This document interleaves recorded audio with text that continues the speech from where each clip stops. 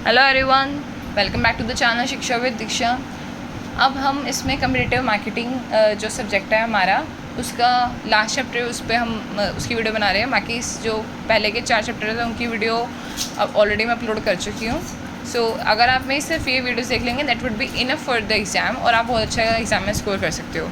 ठीक है, सो अब हम चैप्टर 5 देखते हैं। इसमें क्या है, डिसीजन मेकिंग इस सिलेक्टिंग द बेस्ट ऑप्शन। क्या होता है डिसीजन मेकिंग? कि भैया आपको ऑप्शन जो है बेस्ट जो है उसको सिलेक्ट अच्छे से करना है, उसी को ही हम डिसीजन मेकिंग कहते हैं। ठीक है, ये 3 टाइप्स के होते हैं, strategic level, tactical level and operational level. ये आप ऑलरेडी पढ़ भी चुके हैं अपनी प्रीवियस जो सेमेस्टर से, उसमें आप चीज़ पढ़ चुकी हो। स्ट्रैटेजिक टॉप लेवल की होती है कि भैया आप स्ट्रैटेजी बना रहे होते हो लॉन्ग टर्म लेवल के लिए, कि भैया आपका पूरा ऑर्गेनाइजेशन, पूरा बिजनेस किस तरीके से ग्रो करने वाला है, वो सब चीज़ आपका स्ट्रैटेजी में आ जाता है। टैक्टिकल होता है कि आपकी स्ट्रैटेजी को सपोर्ट करने के लिए जो भी आप कहते हैं फील्ड वाइज या हो सकते हो प्रोडक्ट लाइन वाइज अपने जो या function of the organisations wise जो आप डिसीजन लेते हो वो आपके टैक्टिकल्स में आ जाते हैं। ठीक है, वो का मिडिल लेवल के बंदे लेते हैं।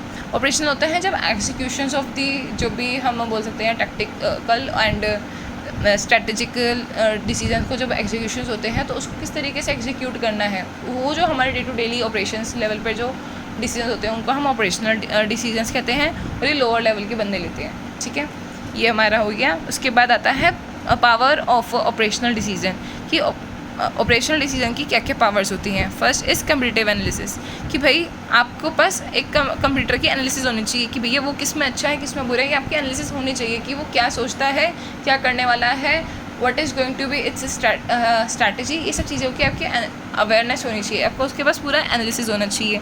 सेकेंड होता है इनोवेशन, कि भैया आप इनोवेशन अपने साथ जुड़े रखो, उसकी इंटीग्रेशन करते रहो। क्यों? कि अगर जब भी आपको कम्पिटिटिव एडवांटेज या कुछ हटके करना होगा तो इनोवेशन इज़ द ओनली की, जिससे आप लॉन्ग टर्म में अपनी एक अच्छी खासी इमेज मार्केट में बना सकते हो। ठीक है, थर्ड हमारा आ जाता है सप्लाई चेन ऑप्टिमाइजेशन, कि आप सप्लाई चेन को इतना ऑप्टिमाइज़ कर दो कि जिससे आपकी कॉस्ट बच जाए, और कॉस्ट बच जाएंगी तो आप एक तरीके से कॉस्ट लीडरशिप कर लोगे, and cost leadership also will lead to the competitive advantage, और उससे आपको कम्पिटिटिव एडवांटेज मिलते साथ ही आप मार्केट में ग्रोथ करने लग जाओगे और मार्केट में आपकी स्ट्रॉन्ग पोजीशनिंग हो जाएगी। ठीक है, फोर्थ हमारा आता है स्ट्रैटेजिक पार्टनरशिप। स्ट्रैटेजिक पार्टनरशिप होती है जब आप मार्केट शेयर को कहते हैं और अपना एक्सटेंड करते हो, कस्टमर बेस बढ़ाते हो, कंपटीशन जो है मार्केट से आउट करने की कोशिश करते हो, सो तब आप जो है स्ट्रैटेजिक पार्टनरशिप करते हो। ठीक है, स्ट्रैटेजिक पार्टनरशिप आप और भी पहले के जो सब्जेक्ट्स है उसमें पढ़ चुके हैं, सो वहाँ से आप थोड़ा सा और अच्छे से इसमें लिख पाएंगे। All that is easy to answer. ठीक है, उसके बाद हमारे पास टॉपिक आता है designing and managing the value networks. यहाँ पे वैल्यू नेटवर्क्स यहाँ पर आते हैं कि जिस तरीके से आप कोई प्रोडक्ट या कोई सर्विसेज प्रोड्यूसर की तरफ से जा कर के कस्टमर तक जाती है, तो वो पूरी जो चेन होती है, ठीक है, जो पूरा नेटवर्क सेटअप होता है उसको वैल्यू नेटवर्क्स कहते हैं। तो सो बोलते हैं कि इसको हम मैनेज कैसे करते हैं और इसको डिज़ाइन कैसे करते हैं। सो मैनेजिंग क्यों ज़रूरी है? क्योंकि ये कनेक्ट करता है प्रोड्यूसर को कस्टमर से। ठीक है, और इसकी डिज़ाइनिंग क्या होती है कि आपको पहले राइट पार्टनर्स सेलेक्ट करने पड़ेंगे, आपको पता करने पड़ेंगे ना कि कौन से बंदे आपको हेल्प करेंगे आपके इस वैल्यू एडिशन नेटवर्क के लिए, कौन से आपके कॉस्ट को बचा सकते हैं, कौन से आपको लिए अच्छे हो सकते हैं। ठीक है, कि जैसे टाइमलीनेस आपको सर्विसेज जो है प्रोवाइड करा सको कस्टमर को। ठीक है, ये सब चीज़ें आपको ध्यान देनी पड़ेगी। फिर सेकंड होगा आपका डिसाइड द चैनल लेंथ, कि आप चैनल लेंथ फिर डिसाइड करो कि आप कितने मीडिएटर्स चाहते हो अपने प्रोड्यूसर से कस्टमर तक के बीच में, कितने मीडिएटर्स चाहते हो वो आपको ध्यान रखना पड़ेगा।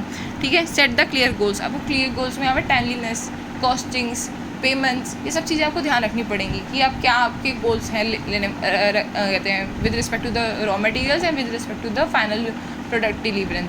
ठीक है, ये सब चीज़ें आपको ध्यान रखनी पड़ेंगी।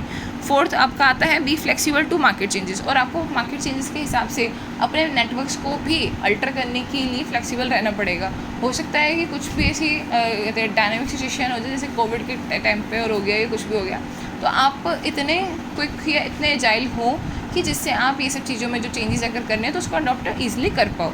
सो इसी के साथ चैप्टर 5 भी आपका ख़त्म होता है, एंड पूरा का पूरा सब्जेक्ट जो है कम्पिटिटिव मार्केटिंग का वो ख़त्म होता है। So all the very best, keep learning, keep supporting.